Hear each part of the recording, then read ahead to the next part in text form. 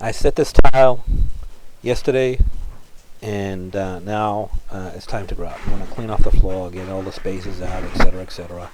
Then you mix your grout according to the directions on the package of grout that you bought. There are a lot of different manufacturers for grout. They're basically all the same. A lot of the grouts, polymer grouts, you can add an additive like Boost to make it very stain resistant. Some of them you can't do that, so you just want to make sure that you mix the grout according to the directions on the package. But most of the time you add the water to the bucket or the liquid that you're using.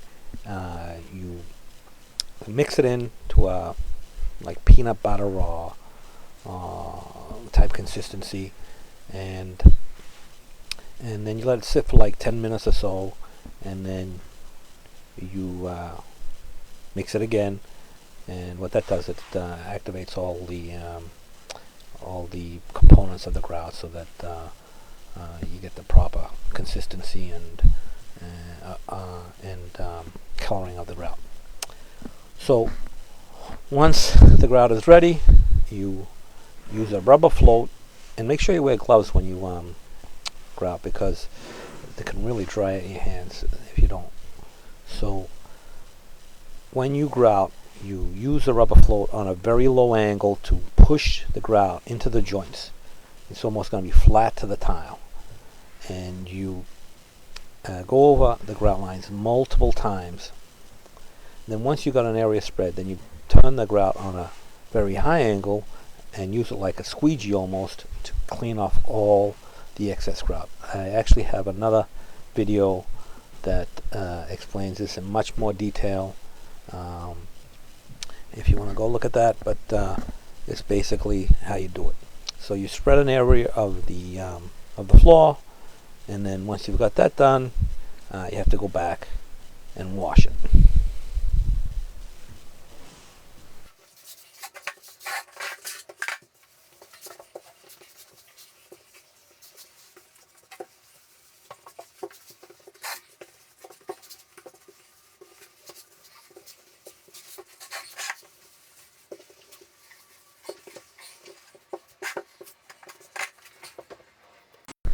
So once you have an area of the floor grouted, it's going to be time to wash.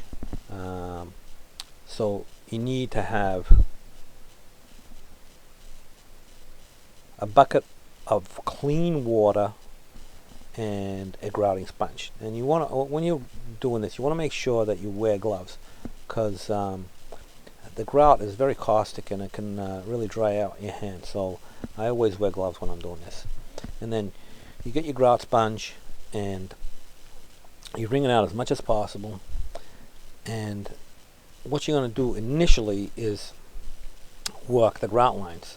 You're not going to worry too much about getting the tile clean. You just mainly want to work on the grout lines to smooth them out and shape them.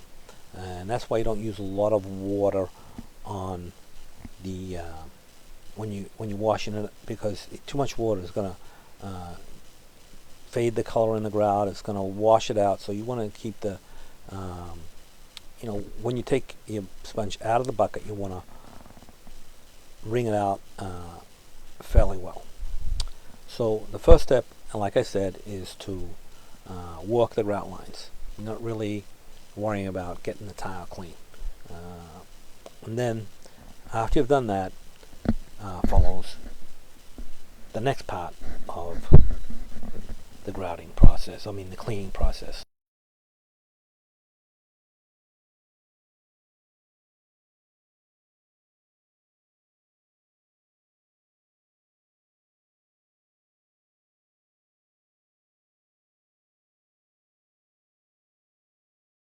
So once you've got an area of the floor, grouted floor, cleaned up, the way you get it so you get as much of the grout residue off as possible is you rinse out your sponge, you wring it out as much as possible, then you put the sponge on the tile and you pull it in one direction. Don't go back and forth, just pull in one direction. Then you flip it over, use the other side of the sponge, rinse it out, and then again pull the sponge in one direction, and then flip it over another direction, etc., etc. Don't want to go back and forth. I actually have another video which explains this in much more detail if you want to take a look at that one. But basically, you don't want to go back and forth when this final part of the rinsing is concerned, because what you do is when you go in the one direction with the clean side of the sponge and then you go back again, you just put the grout residue that you took off in the initial swipe back on when you go backwards. So sponge on the tile, pull in one direction, and then flip it over, pull in the other direction, and then rinse it off. And then you let the tile sit, haze over. Don't wait till the next day. You let the tile just haze over so that the water on the surface of the tile is dry.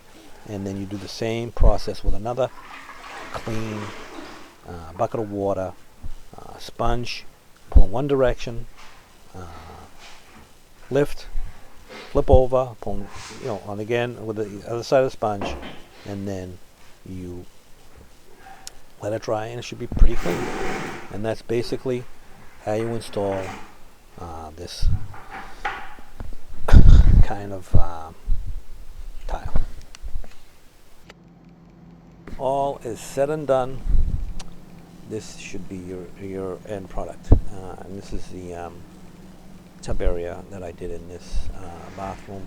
It's just a 3x6 Carrera marble tile and a subway pattern with a window framed in marble and a recessed niche. So that's basically how you install a 6x12 24-inch plank tile.